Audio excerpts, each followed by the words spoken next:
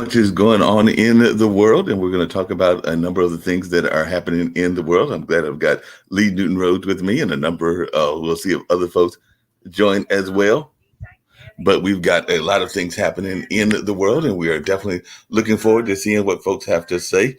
A Gaza hospital blast has shown that Israel has walked into a trap in waging a war against Hamas that it can't stop, and all along those lines. So we're definitely interested in seeing what is going on in there. Biden is to deliver a primetime address on Israel and Ukraine. So that is something else that we are seeing in the news as well. But there are a lot of other things that are happening in the world, and definitely we're going to be interested to see what folks have to say about that and their conflicts and their conversations and a number of other things that are going on in that space. So we are definitely looking forward to seeing what is going on in that way, and definitely looking forward to hearing what folks have to say in that regards and what the people are doing in that space. So definitely looking forward to that, and looking forward to a powerful conversation and all along those lines. So definitely that is something that we are seeing, and definitely looking forward to it as well. So definitely a number of things are happening in our space, and we are looking forward to hearing what folks have got to say about things taking place in the world, because like I said, there is so much taking place in all of the world that is going on, whether it is Europe, or whether it is Latin America, or whether it is a number of other places. And I am definitely looking forward to hearing what Lee has to say about what is taking place even in Biden delivering his speech and all along those lines. So we are definitely looking forward to hearing what people have to say in the interest of things happening in the world. As a matter of fact, they are saying that Palestinians are trapped in Gaza and are finding that there is nowhere safe to be in terms of Israel's relentless bombing and all along those lines. So we're definitely looking forward to hearing what people's thoughts are in that issue and all in that kind of way. So definitely we'll find out people's thoughts around a number of issues that are going on. We're also seeing that apparently Javier Amel is doing some things in the whole notion of Argentina. So Argentina is in the news as well. So a wild-haired former rocker has promised to remake Argentina if elected president. So we know that not just here in the United States, but in other parts of the world, sometimes entertainers come into the notion of being leaders of their country. We know that the Ukrainian president was a former comedian and all in that kind of way. So it'll be interesting to see what folks have to say about people coming to all walks of life into the political realm. And there is a tropical storm watch issued as Tammy is approaching the eastern Caribbean islands. So definitely we've had a very active storm center and all along those lines. So it's been very active in that way. Definitely it'll be interesting to see what goes on as the storm heads our way and what will be going on in that part of the world as well. So definitely we're seeing a lot of things with, I think they said this is the most active tropical storm season that we have ever had. So it'll be interesting to see what people's thoughts are around this very active tropical storm season.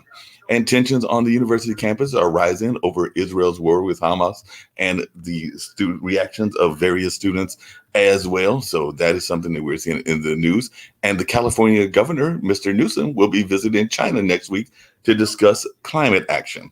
So despite diplomatic tensions, Newsom is going to China to promote cooperation on climate change. So that is something else that I have seen in the news as well. So it'll be very interesting to see what goes on in that space. So I'm going to bring in Lee and see what he's got to say about some of the items that I have brought up in the news and all along those lines. But we've got all kinds of things that are taking place in the world and along the world in that sense. So, Lee, what is your thoughts about the California governor going to China? So apparently he's going to go to China and check out what's happening in that regard. So what is your thoughts around that? I'm not familiar with what he's doing, but I'm always curious why governors or mayors of cities or governors of states go overseas. I mean, part of it is For to what go purpose? overseas to get interest and to get interest for their cities. I mean, a lot of times there are foreign entities that have corporations in those towns. I know that even here in North Carolina, there is Rome Polnick, which I think is a French-based company. There is GlaxoSmithKline, which is a British-based company. So a lot of times these different companies have ideas as well.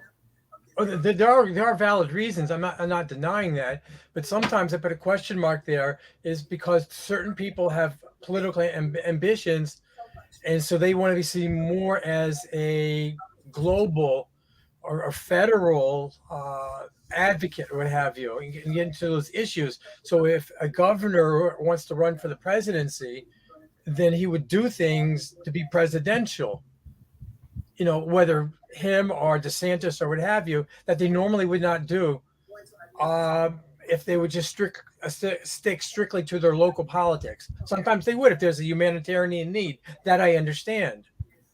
But other times when it's business or other reasons, like what are they doing? What do they hope to accomplish? I mean, I think part of what they're hoping to accomplish is getting those business interests going and all along those lines. So to get businesses into their community and to see what is happening in that regards as well. In other words, they're lobbying businesses. Yeah, they're lobbying a lot of the businesses. I mean, you see local politicians do it. You see people doing it like in the mayor level as well as on city council level. We know that we've seen people even go to countries. I want to say Steve has gone or had ties to India. So a lot of times they're trying to bring business into their community, even those that are from other places as well. And that's a valid point. I'm not sure. I'm not sure. I struggle with this. How much is a government's business to pick and choose winners, and what businesses do they bring and not, and what benefits do they give them? Is that really the purpose of government? So I struggle with that. But given that, evidently, a lot of people think it is the purpose of government to pick winners and losers, and what businesses succeed in their districts and not, and give tax breaks and are not. Then let's go with that. Then I understand that mentality. I personally think government should stay out of business, but what do I know? Yeah, definitely. Well, I mean, different people have different attitudes. I mean, I was actually ironically talking to somebody from Buffalo along that same way. They were talking about what was going on in that space, and they were talking about around things that were happening even where they were at in Buffalo, and they were talking about how during that horrible shooting that they now have a memorial out in that space. Well, memorials, I understand for local politics, not politics, for local reasoning, things that happen there, that I perfectly understand. Things that happened in America, 9/11, we're going to have memorials. Things that happen in a particular state or location where a tragedy happens, that makes perfect sense. The local population should in some way memorialize what happened there, whether it's a natural or a man-made tragedy. In Maui now, there was a horrible tragedy. To say they should just move on and forget it, I don't think it is the right thing to do. The Maui residents and everybody, first of all, should know what happened. But the Maui residents were hit home, especially in Lahaina. I'm sure they're going to put something there, and whether in the educational system or in the museums or what have you, on the horrific nature of what happened with that fire and the tragic loss of life. So Yeah. memorials do have a place in society. Me for one, I was very upset when, a few years ago when you had people, tearing down memorials, tearing down, statues just because they didn't want them there for whatever reason. But the statues have been there for hundreds of years, over 100 years, depending on which they are. And, they came out, I think if I'm not mistaken, they came out the Columbus, Columbus statue also in New York City. They went our last Civil War statues, American statues. Yeah, but I definitely agree with you. I mean, memorials are very interesting. It'll be interesting to see what happens. I'll bring up Sasha so that he can give a report about some of the things that are going on in Ukraine and Russia, and definitely even your thoughts around what you were just saying. Because one of the things we were talking about, Sasha, and definitely is this notion of what's happening in that lane and all along those lines. So it's been very interesting conversation around the notion of the California governor is going to China to apparently try to get some support of some businesses from China. So any thoughts around that, Sasha? Should the California governor be staying away from China, or what is going on in your mind in that regards? Because that's part of what we were talking about was the California governor is going to a trade mission to China, and he's already announced that. So that, I don't know your thoughts around these trade missions. I know that there are Canadian government officials that go to different parts of the world to try to get money to come to Canada as well. So what are your thoughts around these kind of trade missions? Okay, before I'll tell you about my thoughts, first of all, breaking news. Do you remember who was Sidney Powell? Anybody here? Probably not. Name rings a bell.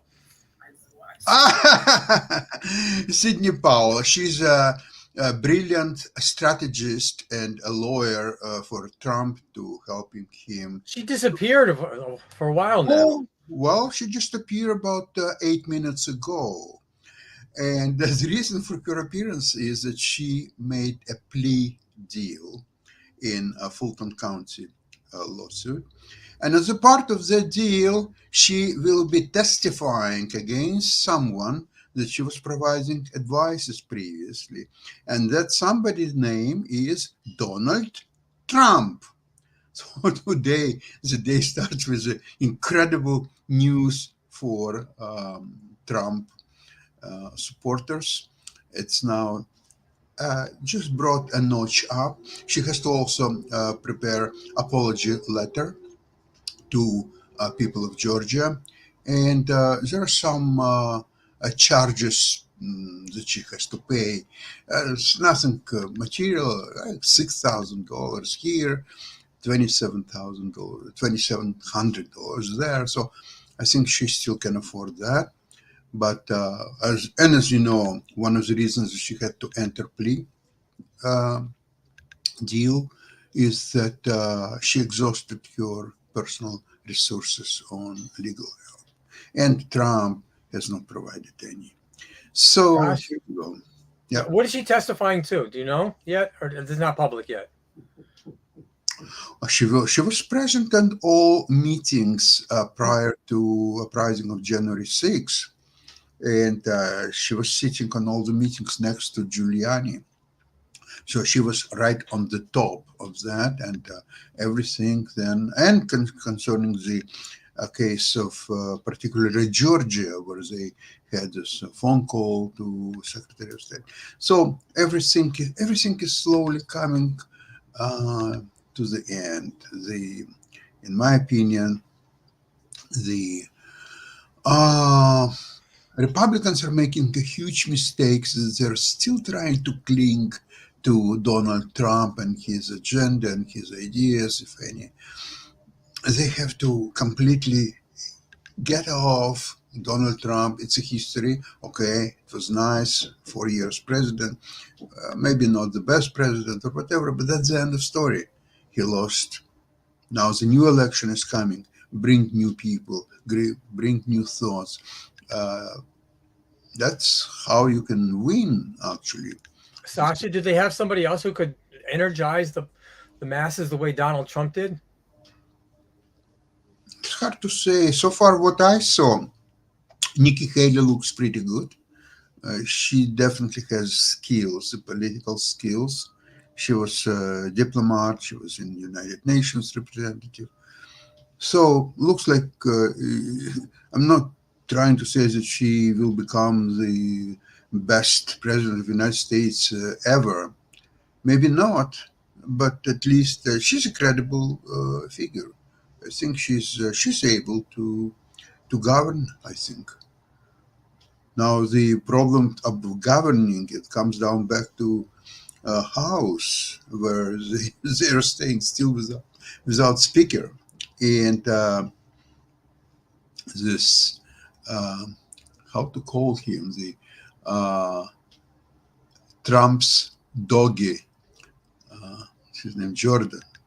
He's doing worse and worse. He lost on the first day. He lost more votes. If you think about it, he lost more votes than the ostrich speaker, McCarthy. Sasha, maybe you can explain something to me. I hear where you're going, and I don't disagree with you. But Kevin McCarthy, he's got this position. He's the speaker. He promised certain things. Why didn't he just keep his promises, keep his word? And a lot of people are disappointed in that. Okay, what I missing here, and I'm trying just to think it over. I think that the promises, what he did to those people and these people, they're contradictory, and he could not keep both promises alive. So he had to go on with this promise at the same time breaking the other promise, and there was such a contradiction. And this wasn't known on election day when he was voted in? Well, remember, it was 15 times that they had to vote for him. So I think it was sort of compromise. So, okay, you're a speaker. Good boy. But remember, one vote and you're no longer a speaker. Yeah. Sasha, can you do me for me? Do me a favor, please, and for the viewers a favor. Can you give me an example where he agreed to two mutually exclusive things at the same time? No. As I said before, I'm trying to think it over and come up to some conclusion. I can't think of any. I can just think of things that he promised and he said he would do, and he just didn't do. Just for example, voting on term limits. That should have been done. It should have been agreed to do that on day one. I don't know why he never brought that to a vote. It makes no sense. Up or down, yes or no. Yeah, I agree. And he created a lot of enemies among Republicans and among Democrats, and because Democrats could save him easily. Only 3 or 4 people of Democrats would vote for him, and he would still be a speaker. But he also alienated Democrats as well as Republicans. Is there any advantage for Democrats for not having a speaker in the House, and if it's not a Democratic speaker?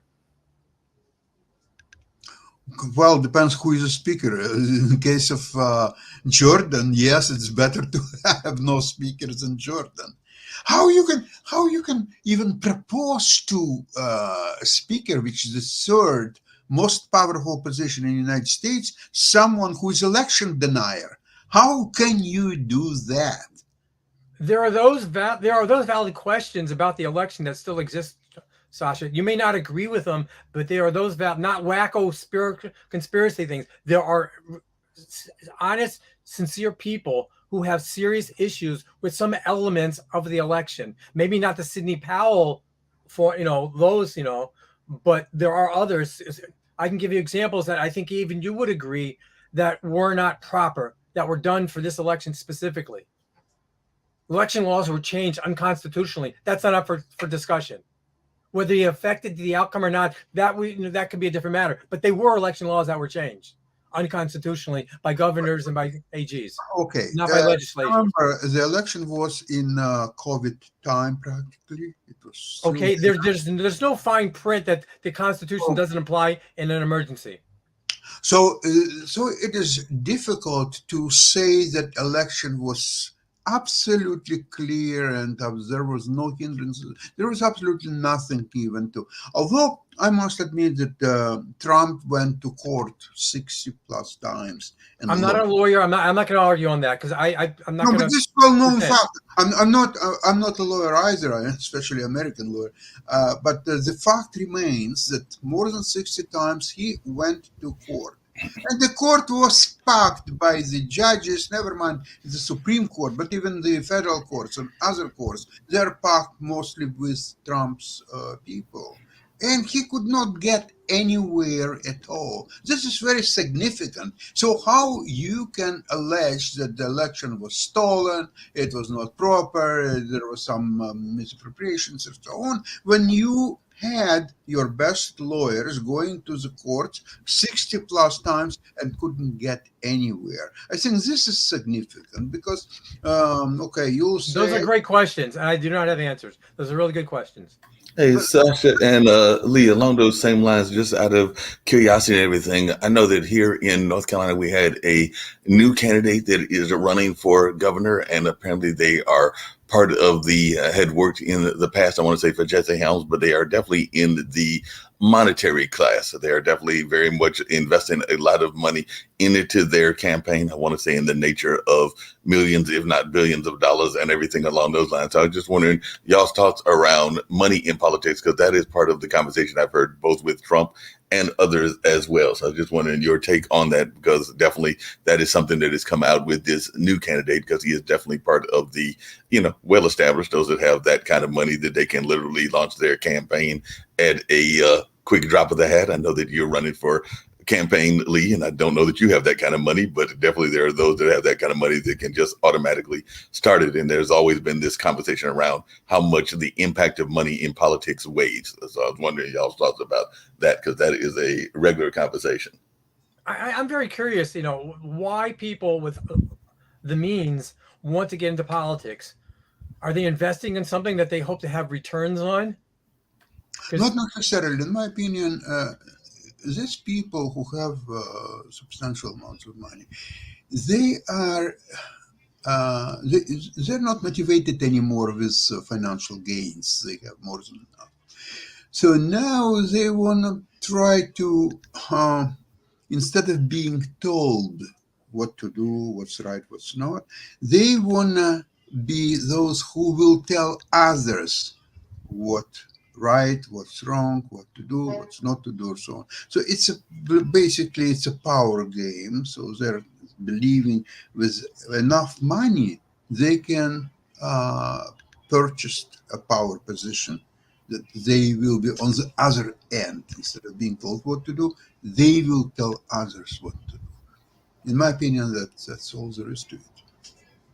And as long as they're honest and sincere, then I hear that, because there are things in life more important than money. And so what you're saying, Sasha, does make sense theoretically.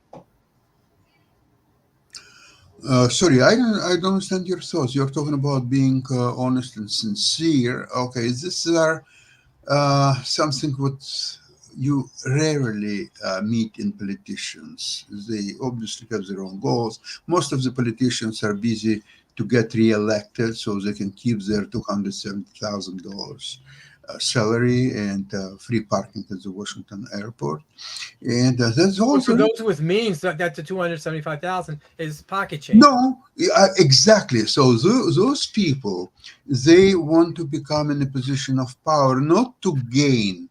I'm talking about average politician in the United States, that mostly they are busy to get reelected, if anything. And that's all what they're trying to do. So they're saying that my constituencies want me to say so. And those people want me to say this. And I want to do this. And I will talk to my people from my caucus and so on. It's all politics. You have very rarely, you have brilliant politicians who have their own independent, original thoughts, that they can influence people. Of course, Churchill was such a politician. Margaret Thatcher was. Ronald Reagan was. Did you But have speaking of, yeah, but speaking of that, shortcomings? Not Sasha, to be it. yeah, but speaking of that, Sasha, one of the things that I know, even locally, we've been having conversation around is, do politicians get into a position where they are almost having to automatically start running as soon as they get in office? Because I know that there are some offices, whether that is our local mayor here in Durham, or whether there are other offices that they're only in there for a short term. And even if they're in there for a long term, I would argue that some of our 4-year senators are already starting to run for reelection as soon as they get in office. So is that part of the problem as well, is that they are able to stay in office forever and don't necessarily have some term limits? I know that some people are for those term limits, other people are against that, but I do think that we get caught in these traps where you don't have enough time to actually do the will of the people because you're too busy getting back on the campaign trail. So I definitely want to hear from you, Sasha, but Lee, you're on and have been on the campaign trail. Isn't that an issue that goes on, is that as soon as you win an election, if on a local or state level or even a national level, you're already campaigning again? I think the best way to campaign is just do your job in a way that's the voters will appreciate. Agree. Agreed. Yeah. But do enough people do that? That's my point. Is that so many people are worried about No, they their don't, because they're future? incompetent. They're incompetent and they're corrupt. And the voters are, unfortunately, are apathetic and just don't wake up and and see what's going on. Yeah, And you they're mentioned the impressed by apathetic a vote. handshake or a visit or a This coffee. is, in my opinion, this is a problem of Republicans who were elected in a Senate and the House while Trump was in favor. And of course, he and they were elected mostly as the followers of Trump. Now, when situation has changed drastically, Trump has 91 indictments, all kinds of civil trials and so on. It's kind of unravels all this Trump's empire. Okay, so obviously they, with this new knowledge and new information, they have to adjust their approach to politics and their thinking. But they don't know if their constituencies has done the same thing. Maybe not. Maybe they're still for Trump, regardless of what. And it could be because Trump has now such a popular vote in Republicans' primaries. So they don't know really what to do to follow Trump, who is becoming a liability, already is big time. And at the same time, they don't want to upset their constituencies. So they're a little bit here and a little bit there, and they don't know really what. But this is the danger that people have sometimes, attaching themselves to a person and not to principles. Because You're right, but you see, in this case, when his base, which is probably 30% of electorate, is firmly behind Trump, or maybe that's not so. Maybe this is we are imagining that, but based on his popular vote in presidential primaries, maybe that's so. So if this is the case, there is a huge. I would say, dissonance between what's happening with Trump on one hand, politicians who were, some of them, maybe even most of them, the Republicans, were elected because they were on a Trump's platform and they were talking to their constituencies how great Trump is, and election was stolen, and make America great again. So they're in this mold, but situation is changing drastically. But they are scared to take a choice.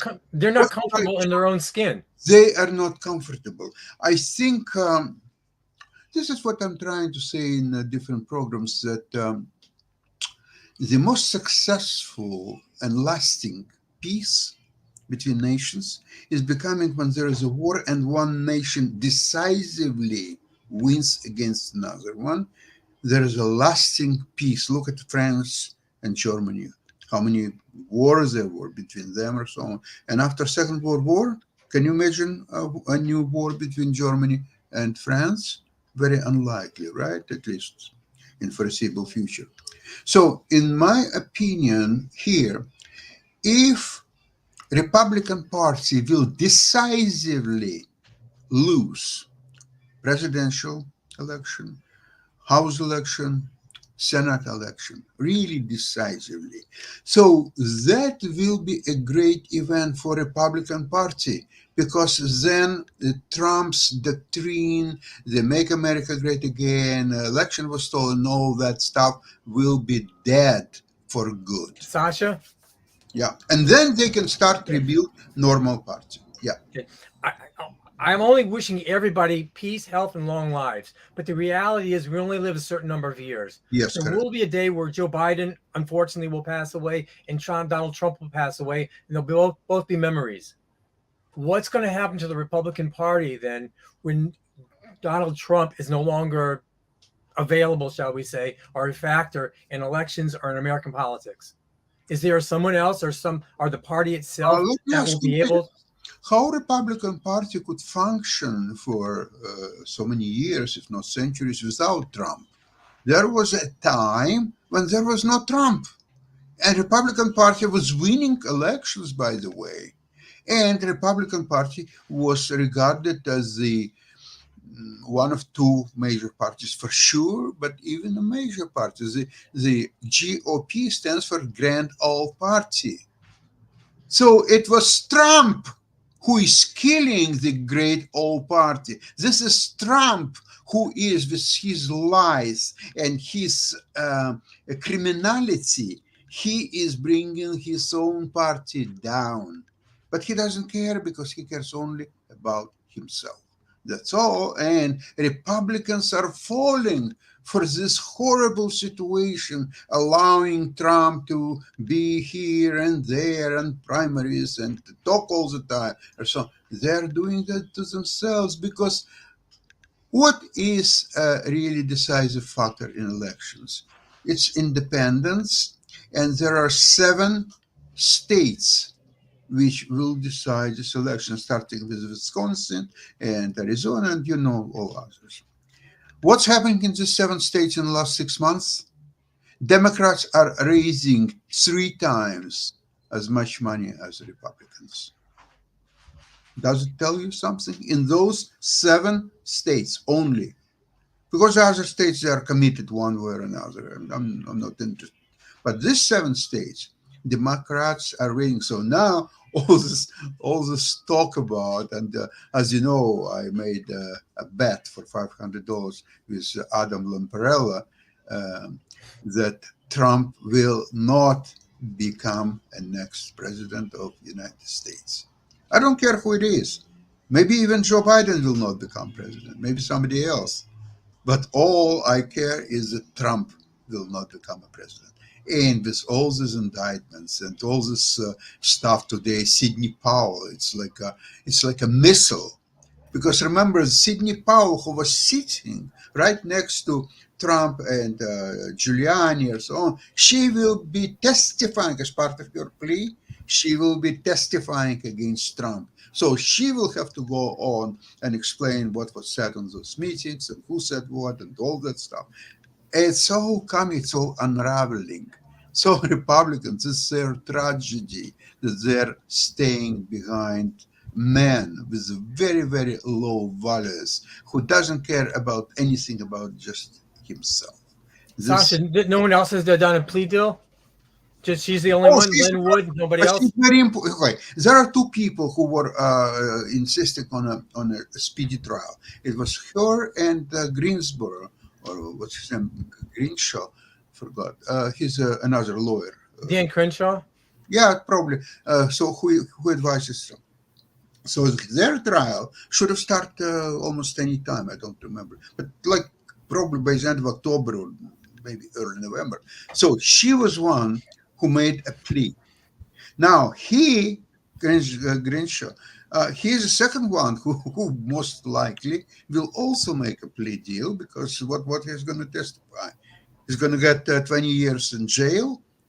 Now, Sidney Powell, in my opinion, from what I heard, she just ran out of finances to pay for legals. That's the main reason. I don't know other motivations. But isn't it the same situation with Greenshaw, unless he's independently wealthy? But then after this trial, he's not going to be any more independently wealthy. He will sink most of his wealth into this trial. For what? For helping his friend Donnie? I don't think so. I'm going to change the subject. Mark, at the beginning of your broadcast, and also in the previous days, we spoke about the tragedies happening in Gaza and in Israel. And one of the things in the news is the hospital, and how that story has changed since the beginning up until today, in terms of the facts on the ground, in terms of responsibility, in terms of where it actually exploded, what have you. Do we want to spend any time on that? I put a 3-minute clip in there if you want to play it. If not, we can move on to another topic. Okay, you can play it.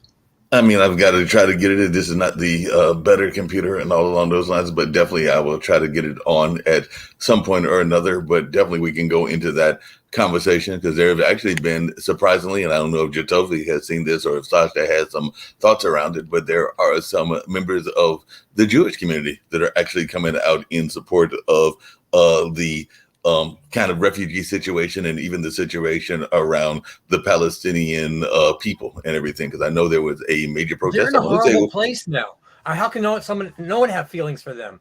right. They're in a horrible place, the Palestinian people. And like I said, there was definitely some protests that were pro-Palestinian because, and they were actually from the Jewish community. I want to say that there was a major one that was in New York, and I don't know whether they've gotten any pushback for coming out on the side of the Palestinians or not. But there has definitely been some of that conversation going on where even the Jewish community is coming out in support of what the Palestinians are going through and are trying to bring in humanitarian aid and also trying to make sure that they are treated with equity and fairness and all along those lines. But Jacoby, have you been hearing similar things, and what are some of your thoughts on this particular topic? Well, yeah, I mean, there are communities starting to recognize that the Palestinian people, just as Lee pointed out, are in a no-win situation, and they're being they need help, and the humanitarian situation is a necessity. So it is positive that people are recognizing that the Palestinian people need just as much as help, or just as much help as the Israeli people who are also being abused. However, the Israeli individuals currently have options and have help. The Palestinian people are being bombed everywhere. Jacoby, So what's up? It's just a question I'm going to throw out there. Hamas is surrounded. Hamas has, unfortunately, I think around 200 kidnapped people. Call them what you want, civilians. Hamas sees what's happening to the Gazan people. Why don't they just give up on the hostages and just say, you know what?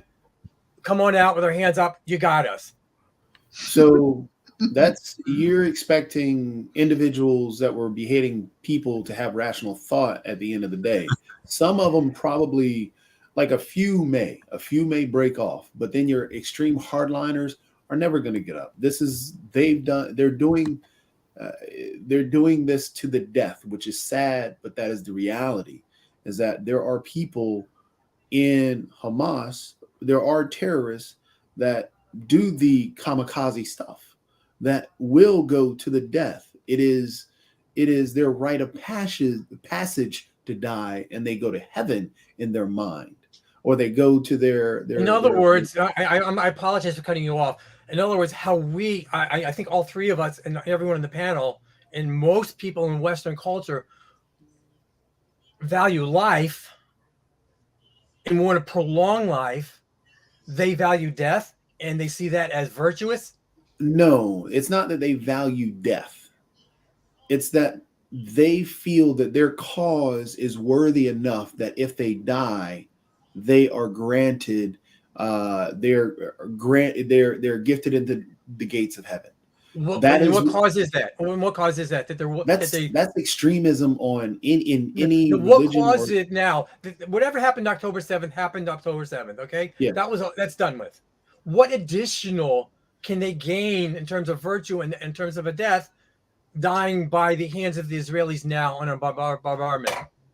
So it's any extremist sees justification in regardless whatever they do, from it being extremism, being a religious extremist, being Christian, the Klan considered them, or the KKK considered themselves Christians, considered them, and they were religious extremists. So when they hung Black people, they felt justified in doing that. They're not hanging Jews over here. They're hanging themselves. I'm getting that. But what I'm saying is, when they even were killed or hunted down, they figured that what they were doing was righteous enough that it justified, even if they were to die, they were still fighting for the right thing. So they had justified in their mind that their death, if it happened, it's okay. And that happens in many extremists. That even happens even in any if they're war. Surrounded and there's no escape. They would rather die than give up. Yeah, because they see the alternative as being worse than death.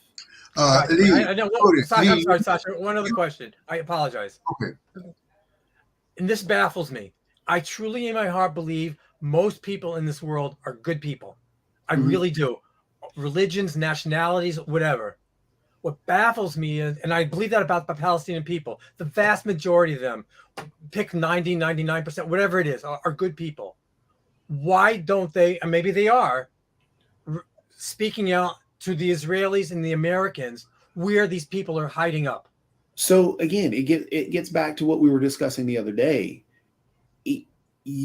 When you're trapped in a particular situation, and we have the luxury of not being in there, so we can thank our lucky stars that we're not in that situation, and we may end up, we never know what the future pertains, but we pray that that never happens to us, and we're thankful that it doesn't. But being in that culture or in that situation, when the boot is on your throat and on your family's throat, as you said, we value life, and we value our lives and our families' lives most of all. So we'll do anything to protect our families, even if it's being quiet. And that's even if we said the other day, Hamas is a government that does not represent the Palestinian people, and they would rather not have them there. Yeah. They're still going to give them a pass and say, you know what? It's because you've been up under Hamas rule since 2007 and been this subjugated. Is your chance to get rid of them, though.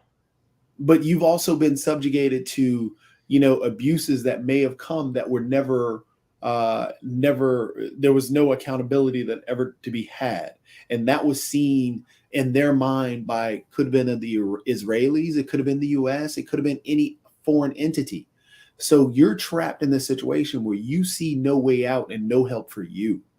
And Hamas right now is right above you. And so Hamas may put a target on your back. You could live, in the same neighborhood where they have a military, or where they have some people who are monitoring you or the neighborhood.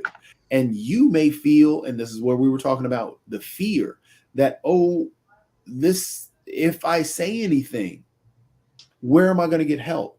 So, take for example how in the South America on up through Mexico, how we talk about the gangs and cartels. Well, why don't the people rat out the cartels?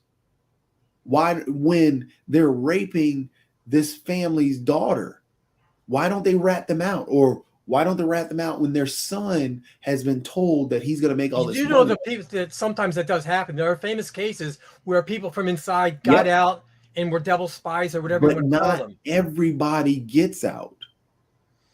So just in the Palestinian case, some have probably tried to rat them out, but you know what happened? Some also were probably killed. So they're ruling, a lot of times they're ruling through that fear and ruling through that hate.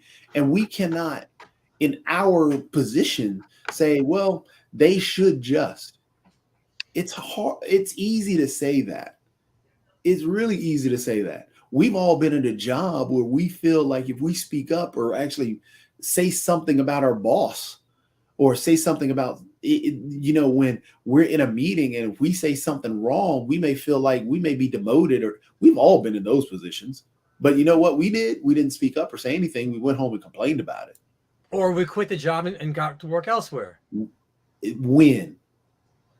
It takes a while. It's not an instant thing. It's when we have that confidence to do that. So Josh, we cannot say something. So that is just one of those things that it's just, we cannot instantly expect the Palestinian people to jump up and say, hey, this is where he is. That's not going to happen. I mean, you've got years built up of abuse and so on and so forth. Stockholm syndrome. When there's another expression I thought you were going to say. Yeah, that's a real thing. It's a real thing with women being abused, being in an abusive relationship. How, you can tell them it, and the same thing with men. And look at Will Smith. Will Smith should have left Jada Pinkett a long time ago. As much as she's talking about being in love with Tupac, and much as she's talking about all this bad stuff, but you know what Will Smith is doing? Going right back to Jada Pinkett Smith. Why hasn't he left? Could it be Stockholm syndrome? Could it be the fact that he doesn't see anything else? Or is he in that abusive relationship and just loving her and only sees her? I mean, there's tons of examples, and we can easily say he should get out, but we're not in that situation. Okay, then I have a question. So you justified the Palestinians' problem, or you not justified but explained what it is, because they are being observed by same Hamas, and they're suffering because of the same Hamas, and there's nothing they can do about Hamas. Hamas is not going alone, and they're not going to die without taking several lives of Palestinians. So they are ready to die, but not alone. They want to die with several hundreds and thousands of Palestinians. They know that the main office and of Hamas is under the largest hospital in Gaza, where there are 600 beds.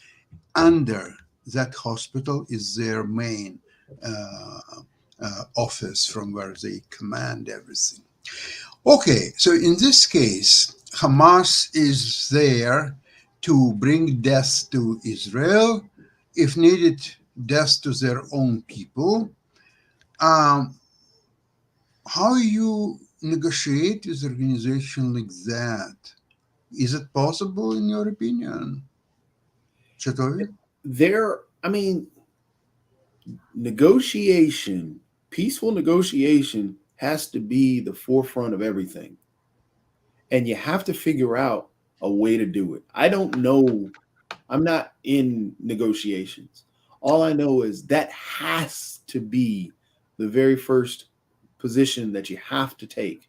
The mistakes. So in the speech yesterday, one of the big things Biden talked about was, about the mistakes that we've made after the Iraq War. Yeah, we stayed in Afghanistan for 20 years. We stayed in places that we weren't supposed to be. We went after all the people in all the wrong places, even though we knew where they came from. So we had intelligence that we could have gone in and done things a different way, and we may have had a better solution had we done those things. So I do appreciate that Biden did say, please learn from our mistakes and do not repeat what we did. And I'm hoping that they listen. I mean, I was sad that he said the whole team thing, because that trivializes the situation that happened at the hospital. But I think what happened to the hospital? Well, with the information that's now come out about how it became a failed rocket launch. But again, it's not the hospital after all, it's the parking lot. And a lot of the facts on the ground have changed. So yes. And that's why, even yesterday when I told Sasha, let's not try and repeat that yet. Let's go ahead and wait until facts start coming out, and so we can start really making more educated and more. Yeah, I'm just very disappointed in the media, how immediately they took Hamas's side of the story and jumped on it. No, not you. I'm saying the media did. New York Times and others. Even then, it was hit or miss, because you had some saying that yes, it could have been Israel who in the air with the airplanes or the air raids, and it could have been Hamas. So you heard from it, just you didn't have the correct information. So you don't report on it. You just say there's an explosion. Period. We don't know the source. And that's what That's not what they did. So, no, that's not what they did. They kept trying to say. They said what Israel was saying. They said what Hamas was saying. They tried to, but I do agree that you cannot take one side blindly and say, okay, this is what it is. And that's what they did. They did both for the Israeli side, and they did both for the Hamas side. How did New York Times and CNN and all those places do for the Israeli side when immediately when the hospital was so-called bombed? They jumped on an Israeli strike. No, they jumped on both sides. I didn't see that in New York Times. I saw that on CNN. I saw that. I think it was Wall Street Journal that I read that in. There were also. You saw on CNN that immediately when there was an explosion, they jumped on that it was Hamas who bombed the hospital, and there was 500 people that died. Yes, they had. There was that report that that it was a failed rocket launch. Immediately. Yes. That was the first reporting on CNN. Yes, that's what I got. Wow. No, it wasn't immediately. It was a while later. 2 hours. Yeah, and so both were trying to report on both. And so again, we agree that the media immediately jumped on reports of everything. Zito, you know what the problem is? That Israel and United States, before they would advance a series, it was failed missile launch by Islamic Jihad organization, which is aligned with Hamas. They did very, very detailed analysis of pictures, of recordings that happened to be available, and many other things. Now, people or news agency who blamed Israel, it was based on nothing. It was based only on their anti-Semitic views that it happened, it must be Israel, they did it, they're aggressors, they're this and that and that. No, What kind of proofs they had to Sasha, it wasn't based on anti-Semitic views, and it wasn't based on just, hey, no, it's the fog of war. No, disagree. The thing I right disagree now, with you, and I will go. the reason it was based on is Israel bombing areas? Has Israel been bombing areas in the Gaza It has Strip? rockets been coming out of Gaza. Both are true. But Yeah. they aren't basing it on anti-Semitic views. They're basing Why it did on they the fact that- revert to only one side then, Toby? They reverted to Israel striking. They ignored rockets. And you know what? Even on October 7th, with 5,000 rockets, many of them misfired. Many of them went not to the destination. Lee, again, we just agreed that Israel has been bombing. Not And hospitals. so not hospitals, never. They never, you're ever. not, both of you guys remember, we just agreed that Israel has been bombing. And And Hamas because and Islamic Jihad have been sending Let me rockets. finish, Both are Lee. true. Let Both me are finish. true. So we both agreed that Israel has been bombing, and a mistake happened. Don't stop You on cannot- bombing. Sasha, Bombing you're gonna let me except finish? hospitals. Be correct. Sasha, you're gonna let me finish Don't it try all. to bullshit us. Are you were going to saying let that, me yes, finish? Israel You was asked me bombing. a question. Okay. Listen, my friend. You asked me a question. I'm trying to answer your Israel question, but you're was not letting me finish. bombing.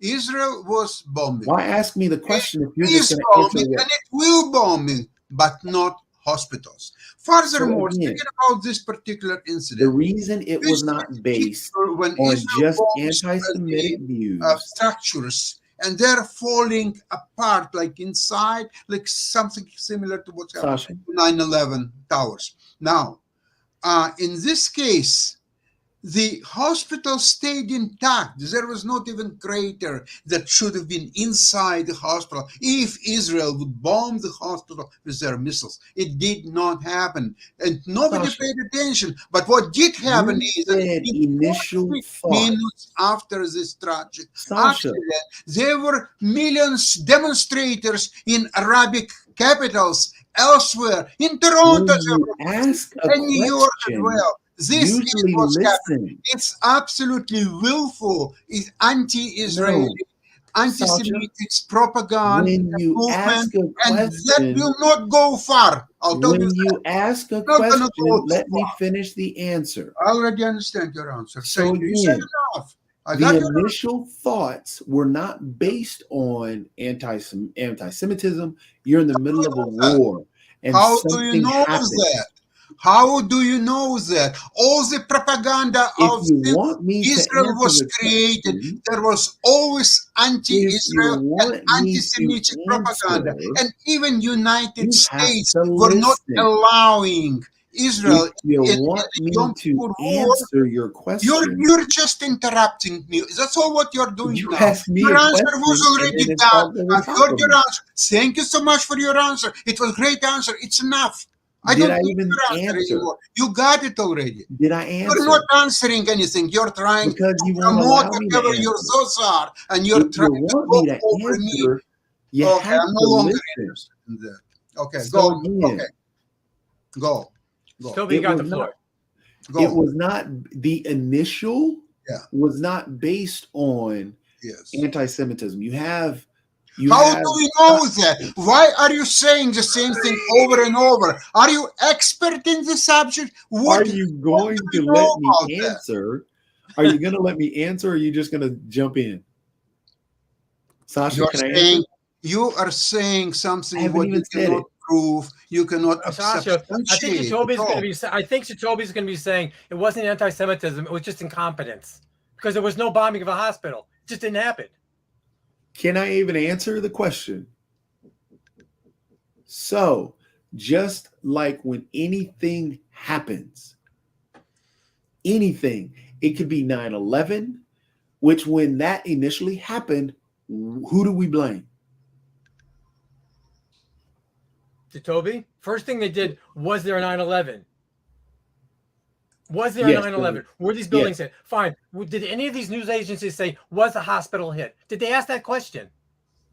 Again, Did they verify who it? Pictures, I'm journalists. asking, did Hospital okay? wasn't hit. Again, I'm trying to get to the point, but neither of you guys want to play along or listen to what I'm trying to get to the point on because you're interrupting. Even when I asked the question, you went back to the hospital. I said, when something happens, and this is what Biden alluded to yesterday, when that rage builds up, and this happens anytime you get angered, especially initially, the blame is at the wrong person because you don't even know where it came from. So when that hospital was bombed, initially, nobody knew where it was from. Nobody knew if it was Israel because they had been bombing. And could that have been a mistake? You cannot say that Israel has bombed every precise target that it wants to get to, because if you're saying that, then you're saying that Israel bombed Palestinian people and killed civilians on purpose. So mistakes happen in the fog of war. So when that happened, they didn't know if that was a mistake. So those individuals that were sitting there, the Palestinian people and the many in the Arab nation, see these bombs going back and forth and the capabilities of both entities. They saw their first inclination based on that anger was, okay, if I'm on this side, then it had to be those guys. We couldn't have messed up. If I'm on this side, it had to be those guys because I couldn't have messed up. So therefore, that first inclination was not based on some, hey, anti-Semitism. No, it wasn't. And the same thing with Israel. Israel's first inclination wasn't based on anti-Palestinian views. Jacoby? What ended up happening is that everybody was trying to figure out because they were so angered. And I'm glad the investigation found out that, yes, the way the smoke came up, the explosion itself, the way that it could have come from that it was from a failed rocket, that, hey, the way the gas exploded out and so on and so forth. And there was no crater and there was that investigation. So we were able to figure that out. But again, initial thoughts, you're in the fog of war and you get hit with something that you didn't expect. And nobody's aim is at a hospital. And that's why they're talking about it being a failed attempt on this missile and not even a bombing. And yes, they're pointing out that it was another terrorist organization that was sympathetic to Hamas's views. So again, it's a terrorist organization, not the Palestinian people. So then it helps to talk about these things in reality and not, hey, getting my emotions in and saying, well, it was anti-Semitism. No, it wasn't. Toby? Yes, Lee. I'm not an Israeli. I understand what you're saying. Israelis' first inclination is it wasn't them. I'm not a Palestinian or Gazan. So I understand your point. The first inclination, it wasn't them. And that's the only But discussion. as a journalist, you have a responsibility to say, you know what? If the Palestinian says it's raining, Israeli says it's not raining, I'm a journalist. Why don't I just stick my head out the window and see if it's raining myself? Completely agree. And that's why that's what they didn't do. They took one side over the other. They didn't verify, first of all, was the hospital hit? And also, if it was, is there any radar error? Are there any videos? Is there any evidence? Where did it come from? They didn't do that. They jumped on the Hamas side. No. They jumped on both sides. No, they didn't. Yes, they did. Lee, okay, how you telling that may be me true. what You know I what? saw? I'm just saying New York Times. New York Times jumped on the Hamas side. So you jumped on. It's a Hamas said it was an Israeli strike on the hospital. Lee, 500 people died. Lee, that's what they said. I'm stating, I can give you the headlines.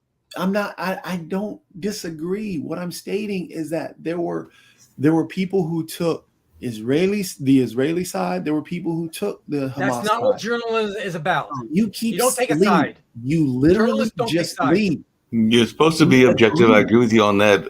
Thank you, But Mark. you literally just stated, and you keep jumping back to a different point that contradicts what your fact of what you did stated. You said What did I do? the New York Times. Then you jump back that all journalists did.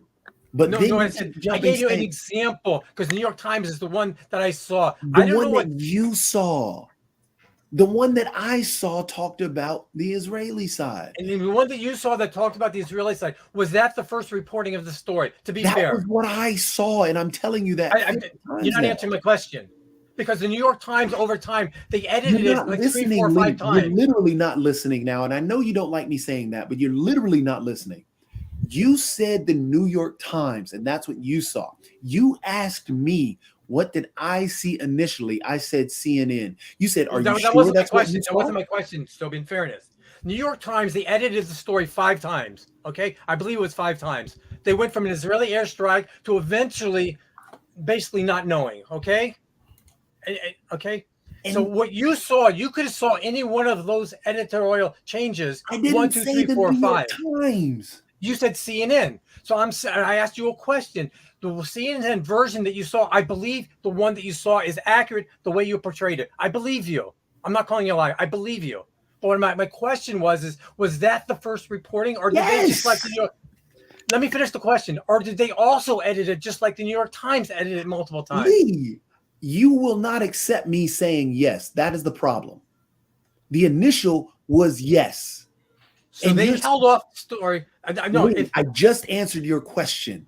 You asked me a question. I said yes. Are you going to Mark, do accept me a favor. my Can you play answer? the clip? It's 3 minutes. It's CNN. Well, actually, we're getting to wind down, and I was getting ready to bring in. We can play it as we get ready to wind down and everything. It's Because a 3-minute clip from CNN. I did get it loaded up and everything. But Lee, to your point and everything, one of the things, and I'll play the clip and all in that line. But there has been entire conversations, and I'm the one that has the journalism background and everything about how there has been a very by many of our media sources, a very pro-Israeli stance as well. And that has been a complaint that has been risen by some of my friends that are in That's not the job of journalism. I agree with you. They should be unbiased, 100%. But people bring their biases into reporting, unfortunately. But I agree that it should be unbiased, but people do bring their biases in. And there have been complaints about even some of the major networks having a very pro-Israeli stance and all along those lines, and particularly the Israeli government. And part of that is because they are seen as an ally to the United States, which I understand they are a strong ally. And that might be part of the reason of the bias. But I will play the clip and we can respond back to that afterwards. But I know we're winding down and we've got other shows coming up as well. But yes, I don't mind playing the clip because I did get it on. I do also want to talk about this floating the narratives or the claims. There are no two sides to this hospital. Either it was bombed by Israel or it was targeted by someone else on the Palestinian side. And, you know, if two people come and say, one says it's raining outside and the other says it's dry, you don't bring the quotes of both sides. You just goddamn open the window and look whether it's raining or not. That's what we did. And this hospital, in fact, its parking lot was hit definitely 100% by Islamic Jihad barrage shot fired at 6:59 p.m. We have 3 different videos from different angles showing it. We have the ballistics. We know that an Israeli bomb would have created a crater which does not exist. We know that the propellant in the rocket, because it was a long-term rocket targeted for Israel, so a lot of that propellant was still in the rocket, which created a lot of fire. We have 2 Hamasniks talking to each other and saying and admitting that it is from Islamic Jihad. So Anderson, with all due respect, there aren't 2 sides to this. Not everything is 2 sides. And I have a feeling that if it wasn't the state of Israel, then I think the global media would have behaved very differently. We're simply saying we have not been able to independently verify the claims that have been made. We have reported exactly what Israel has put forward, and also that the U.S. intelligence community has backed up as well. And that certainly seems to be what President Biden has also been basing his assessment on. It's what he said, information from his own Defense Department, in addition to Israel's presenting of evidence. Anderson, to him. I have to barge in here. I have to say something. I was in 9/11. I was in Manhattan when it happened. And if a day later, Al Qaeda would have said that it's America who perpetrated it, no one would have quoted it, Al Qaeda. No one would, and you didn't have validation back then that it was Al Qaeda, but you knew it's not America. And somehow there's a double standard here. You had 30 hours to validate. We have all the information. Everything is transparent. For heaven's sakes, to see the headline of the New York Times saying the Palestinians claim that Israel bombarded a hospital, we don't do that. It's the Palestinian who rape young girls. It's the Palestinians who tear apart limbs. It's the Palestinians who burn whole families and shoot 5-month-old babies. It's the Palestinians, for heaven's sake, who kidnap 84-year-old Holocaust survivors. It's not the Israelis. This is not what Israel does. And you've had ample time. Do your job and show the truth. There is moral clarity in the world. Not everything has two sides to it. Naftali Bennett, I appreciate your time. Thank you very much for being with us. Thank you very much. Yep, I watched that last night when it happened at 8 o'clock. But you know what? The problem that he said was it's the Palestinians and not Hamas.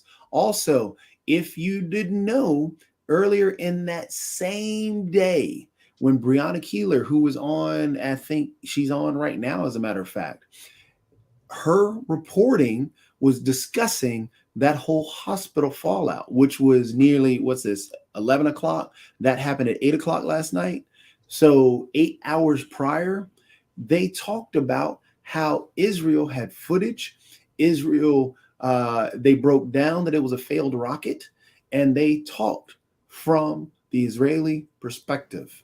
So yes, again, as I'm stating, and I know you don't want to hear it, but again, what I heard earlier in the day after that happened was Israel's report and not the report from Hamas. There was none.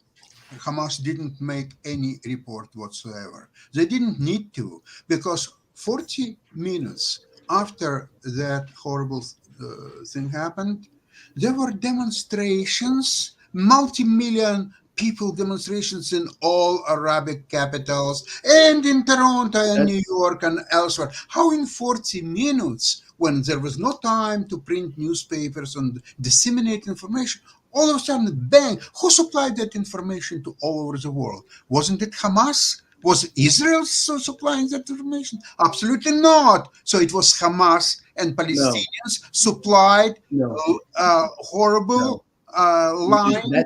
That's showing your lack of understanding of exactly why the people were protesting.